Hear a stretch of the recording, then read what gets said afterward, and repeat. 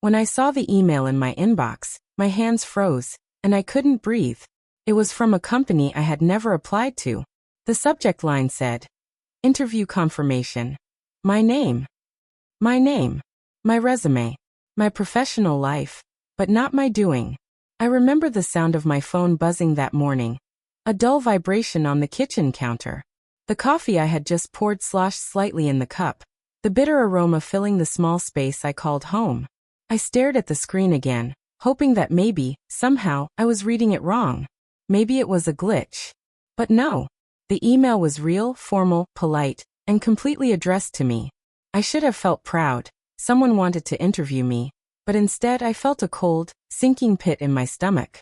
My resume had been stolen. Somehow. By someone I trusted. Life had been ordinary but good. I lived in a modest apartment in a quiet suburb of Ohio, with the smell of fresh-cut grass drifting in through the window in spring and the comforting hum of my refrigerator in the evenings. I worked remotely for a marketing firm, the kind of steady job that paid the bills but didn't excite my soul. My mornings were ritualistic. A quick jog around the block, a shower, and the smell of cinnamon toast wafting from my little kitchen before logging on to Zoom calls. My mom, Susan, had been a constant in my life, though our closeness had always been complicated. She was warm but nosy, and she loved to help in ways that sometimes crossed lines. She had a friend, Linda, who I'd known casually for years. Linda was one of those people who seemed to glide into every room, all smiles and opinions. I liked her well enough at birthday parties and neighborhood events, but I wouldn't have called her a close friend. She was more of a fixture. Someone my mom trusted, someone who knew all the little details of my life, or so I thought. That morning after the email, I tried to focus on my work. My laptop sat open on the dining table, papers and sticky notes scattered around, a mug of cold coffee forgotten beside it. But I couldn't stop thinking about Linda. I had last seen her a few weeks ago when she dropped by with my mom for a quick chat, as they called it. Nothing unusual, just gossip, baked cookies, and the way Linda had that laugh that filled the room before my mom even got a word in. At first, I didn't even suspect her. How could I? Linda had always seemed harmless. But as the day wore on, the pieces started pressing themselves into place. Emails from companies I didn't recognize. Calls I wasn't making. Job opportunities one didn't remember applying to. My chest tightened every time my inbox buzzed. And then it hit me. Someone had been using my information. I tried to brush it off, reasoning that maybe it was an identity theft scam. Something digital, something distant. But the more I looked into it, the more I realized this was no random hacker in some foreign country. Whoever it was, they knew me. They had access to my resume, my personal history, and somehow, enough charm to convince real companies that I was a real candidate. The first clue really came from a voicemail. "Hi, this is the HR department at Fletcher & Company. We're calling to confirm your interview for next Tuesday at 10 a.m.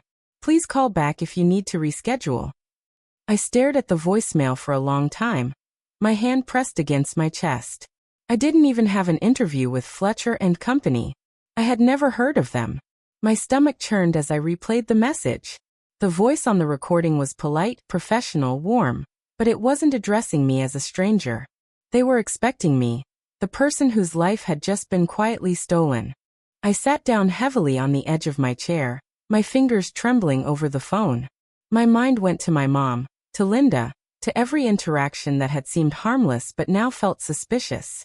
I kept remembering the day she had offered to help me polish my resume over coffee. My heart thudded in disbelief. Was that when it had started? I tried to breathe. I went through my emails, scrolling through the months, looking for any sign of tampering. My inbox, usually orderly, now looked like a battlefield. Applications I never sent, replies I didn't write, and confirmations I wasn't supposed to have. And then, the dam broke when I saw one email thread where Linda M. had sent a cover letter as me. My own name, my own credentials, my own life being put forward by someone else. I remember the smell of the cookies Linda had brought that day, still fresh in my memory, the warmth of the kitchen, the sound of my mom laughing at something trivial. I remembered letting Linda take my laptop for just a moment to review my resume.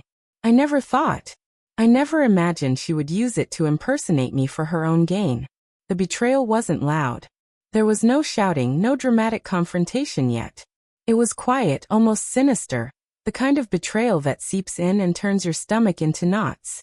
The worst part? I had trusted her.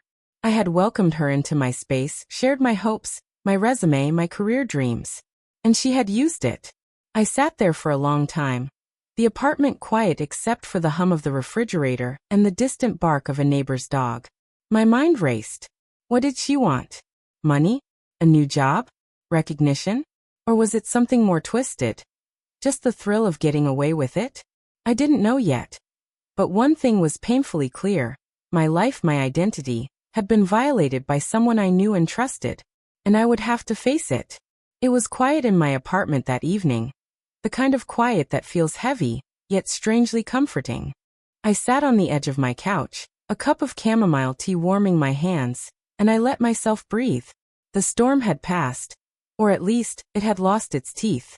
Linda's deception had been uncovered, the companies had corrected their records, and my mom had finally understood the weight of blind trust.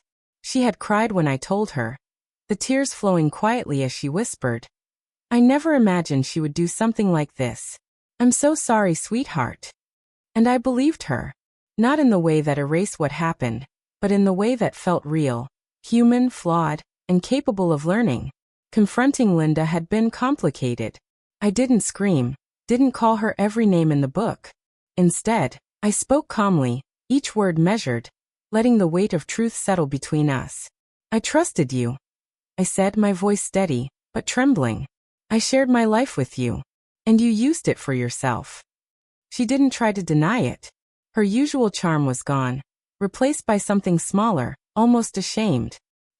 I didn't think it would get this far," she murmured. But her words didn't matter. The damage was done. The trust broken. In the weeks that followed, I noticed subtle changes in myself. I was quieter, perhaps more cautious, but also stronger. I had learned to protect my boundaries, to value my own agency, and to recognize that sometimes betrayal doesn't come from strangers. It comes from those we hold closest. I took extra precautions with my work, double-checking accounts, securing passwords, and even attending workshops on digital security. It felt empowering, reclaiming the part of my life that had been stolen. And slowly, a sense of calm began to return. The apartment smelled like lemon cleaner and fresh laundry again. My laptop hummed with familiar order, and I allowed myself to dream. Not just of jobs or promotions, but of living fully, without fear that someone could take my identity in the shadows. My mom and I rebuilt our relationship, carefully and deliberately. She respected my boundaries now, letting me make my own choices, even as she hovered at a safer distance. It was different, yes, but in that difference there was peace. And as for Linda, she faded from my daily life. She faced her own consequences, professionally and socially, and I didn't need to see them. Justice, I realized, wasn't about revenge. It was about truth prevailing and me reclaiming my life. One evening, I sat by my window, the city lights twinkling like distant stars, and I thought about all of it. The betrayal, the fear, the heartbreak, and ultimately, the reclamation of self. I thought about how quickly trust can be manipulated, how fragile our sense of security is, and yet how resilient we can be when we insist on protecting it. I poured another cup of tea, and I allowed myself a small smile. Life had a way of reminding us that even in the darkest moments, we carry light within us. The lesson was simple, but profound. Protect your life, your identity, your peace, and never be afraid to draw the line, even with those you love. Would you have done what I did? Would you have confronted the person who stole your identity, or walked away quietly, letting the truth speak for itself? Life doesn't always give us clear answers, but it gives us choices. And it's in those choices that we find who we really are. If this story touched you, or made you pause and think about trust, betrayal, and reclaiming your life, share your thoughts in the comments. Sometimes, the best way to heal is to connect with others who understand.